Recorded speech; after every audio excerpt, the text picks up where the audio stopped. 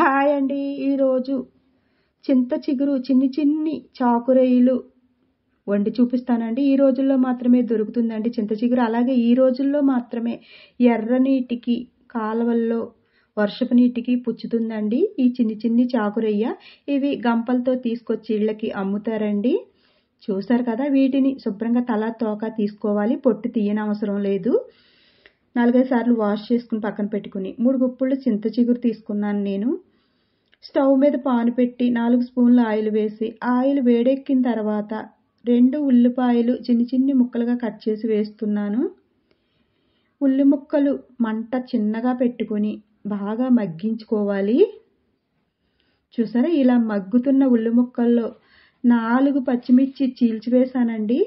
అంటే చింత చిగురు కొంచెం పుల్లగా ఉంటుంది కాబట్టి పచ్చిమిర్చి కాంబినేషన్ చాలా బాగుంటుందండి. అందుకే పచ్చిమిర్చి వేసాను. కారం కొద్దిగా తక్కువ వేసుకోవచ్చు. ఒక 1/2 స్పూన్ పసుపు వేస్తున్నాను. పసుపు ఉల్లి ముక్కలకి పట్టేలాగా బాగా కలిపి కొద్దిగా పచ్చివాసన పోయేలాగా మగ్గించాలి. ఇప్పుడు 1 స్పూను అల్లం వెల్లుల్లి పేస్ట్ వేస్తున్నాను. ఇది కూడా బాగా చక్కగా మధ్యలో ఆయిల్ పట్టేలాగా వేగనివ్వాలండి. అల్లం వెల్లుల్లి పేస్టు పచ్చివాసన లేకుండా.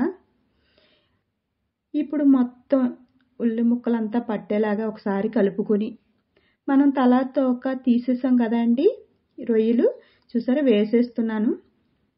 రొయ్యలు అయితే చాలా బాగున్నాయండి. చిన్ని కానీ చేయడానికి చాలా టైం అయితే పట్టిందండి వీటికి.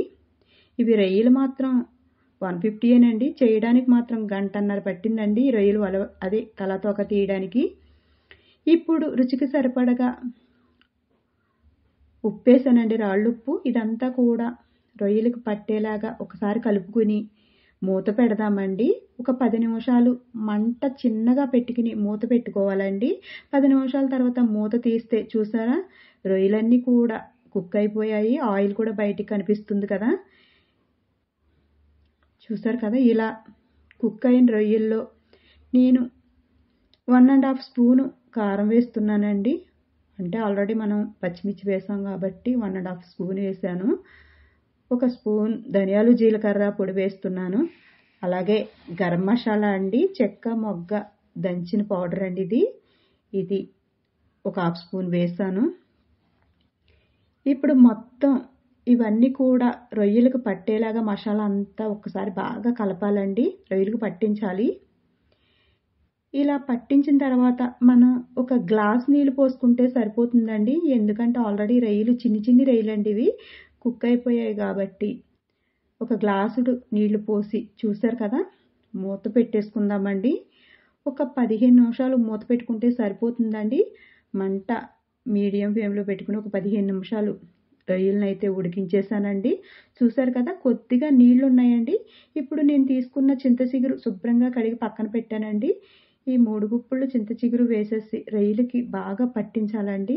ఒకసారి ఇలా రొయ్యలకు పట్టేలాగా కలిపేసుకోవాలి.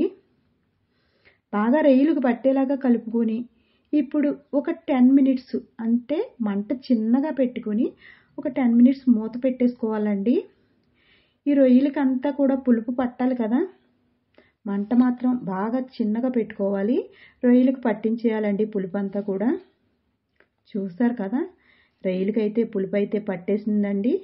వేడి చింత చిగురు చిన్ని చాకురొయ్యలు కూర అయితే రెడీ అయిపోయిందండి. దీనికి కొత్తిమీర అటువంటి ఏమి వేయనవసరం లేదండి. చింత చిగురికి కొత్తిమీర వేయనవసరం లేదు. చూసారు కదా, ఇప్పుడు ఉప్పు చూద్దామండి, అసలు సరిపోయిందో లేదో. చాలా బాగుందండి, పుల్లగా. నాకైతే ఆకలేసేస్తుందండి ఉప్పు చూసిన తర్వాత. నేనైతే అన్నం పెట్టేసుకుంటున్నానండి. కొద్దిగా కూర వేసుకుని అన్నం పెట్టుకుని తినేస్తున్నానండి. ఈ కాలంలో మాత్రమే దొరికే చింత చిగురు చిన్ని రొయ్యలు మీరు కూడా ట్రై చేయండి. మీకు నచ్చింది కదండి. Like and share and subscribe. Thank you for watching.